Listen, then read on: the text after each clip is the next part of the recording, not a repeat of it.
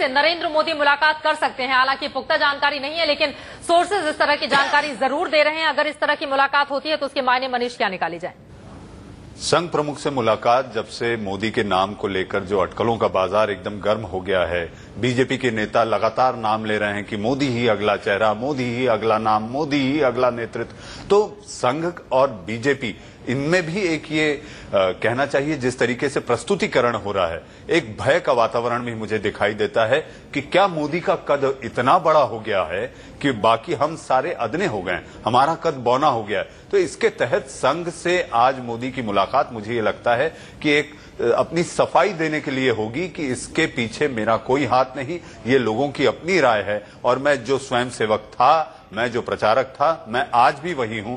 केवल मेरा काम करने का नजरिया बदला है। अपनी सफाई दे सकते हैं अगर मुलाकात होती है तो। और अगर मुलाकात होती है तो इसके मायने अगर हम पर्दे के पीछे देखें तो संघ प्रमुख मोहन भागवत मोदी की मुलाकात के बाद मोदी की मंशा को लेकर संत सम्मेलन जाएंगे। यानी कि कहीं ना कहीं नरेंद्र मोदी के मन में ये बात जरूर है कि एक सहमति बन जाए मोहन भागवत के मन में उनके नाम को लेकर, उसके बाद फिर वो अपने कदम आगे बढ़ाएं। क्या ये भी संभव है? हाँ, जाहिर सी बात है, लेकिन दिशा निर्देश जो सबसे पहले इंडिया न्यूज ने बताया था कि संघ के 5 लोगों की कोर कमेटी ने बीजेपी को यह संकेत दे दिया था कि आपको हिंदुत्व के बारे में सोचना चाहिए। संघ का अंदाज बड़ा अलग होता है। संघ सीधे नहीं कहता, संघ शब्दों में और इशारों में कहता है, जिसे समझना बहुत बीजेपी भी जानती है कि संघ क्या कह रहा है और उसे क्या करना है। चूंकि राजनाथ सिंह खुद एक स्वयंसेवक और प्रचारक रह चुके हैं, उनको भी ये समझता है कि आखिर अगर संघ हमें ये इशारा कर रहा है तो उससे कितनी गंभीरता से हमें लेना चाहिए। उसके बाद ही ये सारे सिलसिले शुरू हुए हैं और ये सिलसिले शुरू होने के साथ ही मोदी के नाम की वकालत उनके नेताओं ने करना शुरू की। लेकिन अंदर की बात यह है, मोदी संघ मोदी को दरकिनार नहीं करता, लेकिन हाँ, अभी नहीं चाहता कि मोदी का नाम अभी से प्रधानमंत्री पद के लिया जाए।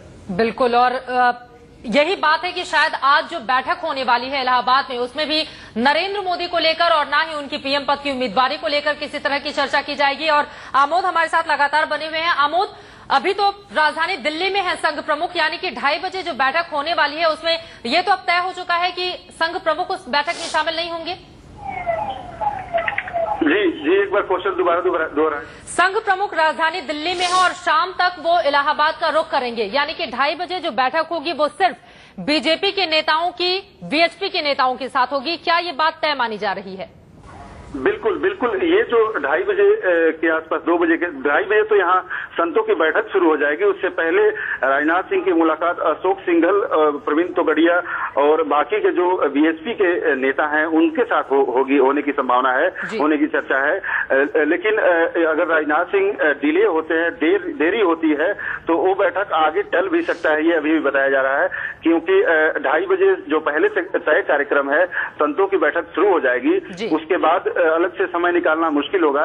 तो अब एक ये भी चर्चा छिड़ गई है कि संभव है कि राजनाथ सिंह अगर डिले हो रहे हैं यहाँ पहुंचने में तो वो यहाँ आए, संगम में डुबकी लगाए और उसके बाद बीएसपी नेताओं से बात संपर्क करने के बाद वो हो सकता है कि समागम में भी चले जाए, जहाँ संत सारे बैठेंगे और एक साथ देश में आगे कैसे राजनीति को ले जाना चाहिए, कैसे जनमानस तक पहुंचाना चाहिए, इसके लिए जो बना रहे हैं उसमें पहुंच जाए सीधे।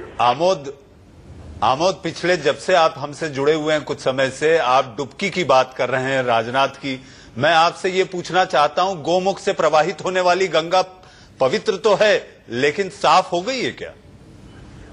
देखिए, गोमुख से प्रवाहित होने वाली गंगा इलाहाबाद तक पहुंचने में कानपुर, आगरा होते हुए, कानपुर और कई शहरों से होते हुए आती है, जहां मलिन तो जरूर होती है, लेकिन यहाँ बात गंगा की नहीं है, बात है आस्था की। और उम्मीद यही, आस्था यही है, उम्मीद यही है कि पवित्र हो जानी चाहिए। क्योंकि अब तक जो फिगर दिए जा रहे हैं बीएसपी के तरफ से और बीजेपी के तरफ से भी, तो उससे यही लगता है कि राजनाथ सिंह से बातचीत होने के बाद पवित्रता दिखेगी बीजेपी में, ऐसा उम्मीद जता रही है बीएसपी। चलिए, यानी कि राजनाथ सिंह की ओर से यही दिखाने की कोशिश की जाएगी कि कुंभ क्षेत्र में आस्था की वो डुबकी लगा रहे हैं, लेकिन वास्तव में इस डुबकी के जरिए आगे की रणनीति पर भी विचार विमर्श किया जाएगा। बहरहाल बहुत शुक्रिया आमोद आपका और मनीष आपका भी, आप स्टूडियो में आए इस चर्चा में शामिल होने के लिए। तो हिंदुत्व की राह पर लौटने के लिए बीजेपी पूरी तरह से तैयार है, लेकिन